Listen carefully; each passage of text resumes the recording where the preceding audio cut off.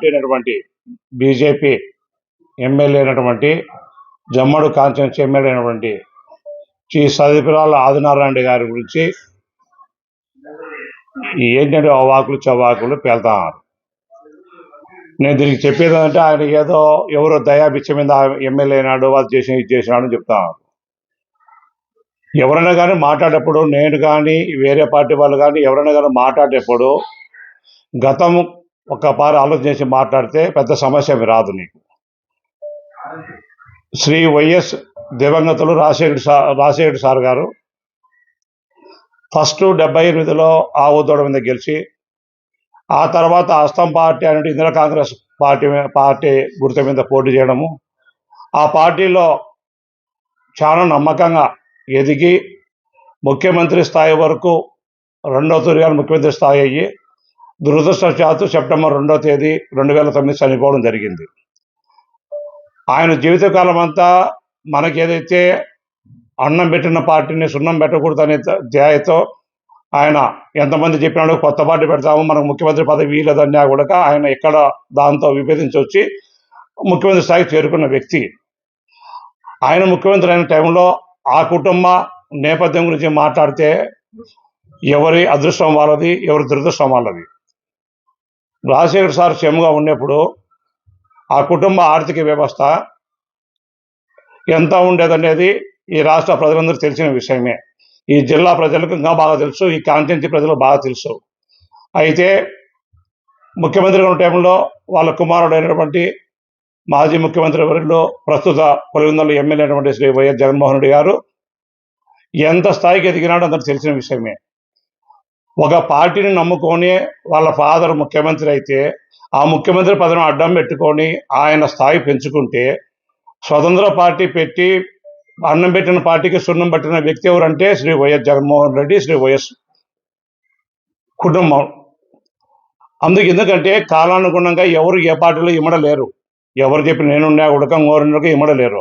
Party అధినాయకత్వం నడుచుకునే విధానం బట్టి వాళ్ళ కింద పనిచేసే లీడర్లు ఇటు అటు మలుతా అంటారు.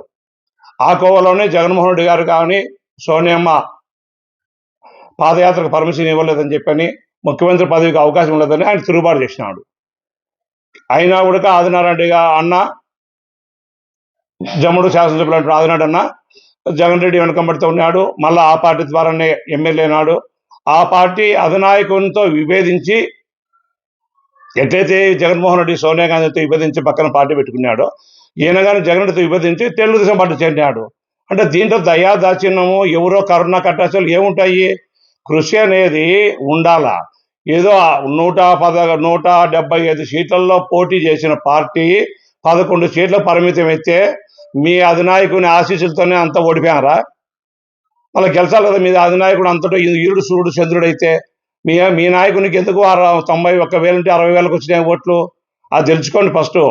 మీరు మాట్లాడే వాళ్ళందరూ రేపొద్దున మీరు కానీ ఇమ్మడలేరు, ఇమ్మడచ్చు, రెండు ఉంటాయి. ఇమ్మడలేనప్పుడు బయటకు వచ్చి నిన్ను కానీ వాళ్ళు అట్లా మాట్లాడితే ఊరుకుంటావా? ప్రజాస్వామ్యంలో ఎవరికి ఉన్న హక్కులు వాళ్ళకు ఉంటాయి. ఎవరి వాక్చాతుర్యాన్ని కానీ ఏమంటారు దానికి, వాళ్ళ ఆత్మాభిమానం చంపుకొని ఇమ్మడలేరు. అట్టటోడు బయటకు వస్తారు. ఖచ్చితంగా రేపు మున్సిపల్ ఎలక్షన్లలో ఆదినాడన్న చెప్పింది కరెక్ట్, 100% నేను ఆ నుండి గెలిపిస్తా అని చెప్పింది. ఎందుకు కరెక్ట్ అంటే, మీరు చేసినప్పుడు 2021లో మున్సిపల్ ఎలక్షన్లలో అంత అధికారాన్ని అడ్డం పెట్టుకొని మీరు ఆ కుటుంబం నుండి ప్రజలకు ₹1 డబ్బులు ఇవ్వకోకుండా ఏమి ఇవ్వకుండా మమ్మల్ని బెదిరించి టీడీపీ పోలీసుల ద్వారా అప్పుడు ఉన్నటువంటి సీఏలు కానీ డిఎస్పీలు కానీ బెదిరించి మాతో నామినేషన్లు వేయకుండా 7 జెడ్పీటీసీలు, 7 మండల పార్టీలు, దగ్గర 53-54 వచ్చేసి ఎంపీటీసీలు, 130-140 సర్పంచులంది ఏకగ్రీవం చేసుకుని 33 మున్సిపల్ కౌన్సిల్ ఏకగ్రీవంగా చేసుకున్నారు. మీకు అంత భరోసా, అంత ప్రజాసేవ చేసినాము, ఈ ప్రాంతం అంతా మా గుప్పెట్లో ఉంటుంది, ఇక్కడ ఏం జరగాలన్నాక మా కనుసన్నలు జరగాల, ఎందుకంటే మేము భయంతో కాదు, మేమంటే భక్తితో జరుగుతుందని మీకు నమ్మకం ఉంటే ఎందుకు మీరు దౌర్జన్యం చేసి అవతల పార్టీని ప్రజాస్వామ్యబద్ధంగా తెలుగుదేశం పార్టీ ఈ రాష్ట్రంలో అధికార పక్షం ప్రతిపక్షం 2 వహించింది. అట్లాంటి పార్టీకి సంబంధించిన మమ్మల్ని నామినేషన్లు వేయకుండా చేసినారు.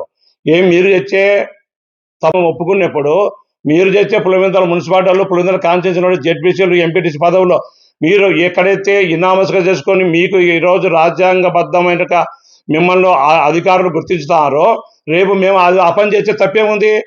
తప్పే కానే కాదు. ఎవరు చెప్పినా కూడా జరిగేది అదే. నేను పత్రికాముఖంగా చెప్తాడా, మీరు చేసినప్పుడు తప్పు కానప్పుడు మేము చేస్తే తప్పు ఎందుకు అవుతుంది? మీ దగ్గర లక్షల కోట్ల డబ్బు ఉన్నోళ్ళు మీరు ₹1 ఖర్చు పెట్టకుండా అధికారాన్ని ఉపయోగించి గెలుచుకున్నప్పుడు మేము చేస్తే తప్పు ఎందుకు ఉలిక్కిపడతారు?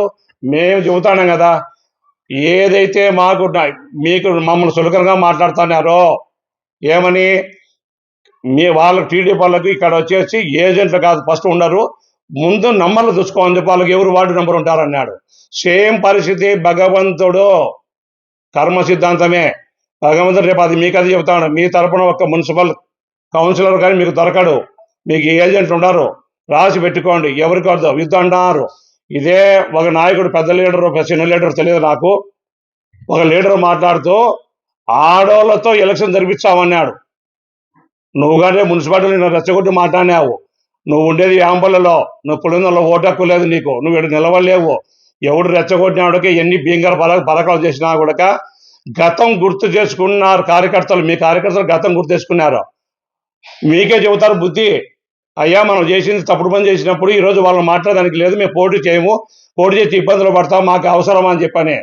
కావున మా ఆదినారాయణను మాట్లాడే అర్హత పులివెందుల వైకాపా లీడర్లకు లేదు. రెండోది పార్టీ మాట్లాడు, అది మాట ఇది మాట్లాడతాడు, మా ద్వారా ఎదుగుదల అనేది ఉత్తమ మాట.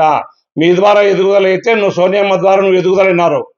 మీ నాన్నేమో ఒక్క పొర్లు పోకుండా ఆ పార్టీకి అంకితమై శిరసావగించి ఆ కుటుంబాన్ని ప్రధానమంత్రి హోదాలో చూడాలని చెప్పని ఇప్పుడు రాహుల్ గాంధీని కోరుకుంటున్నాడు.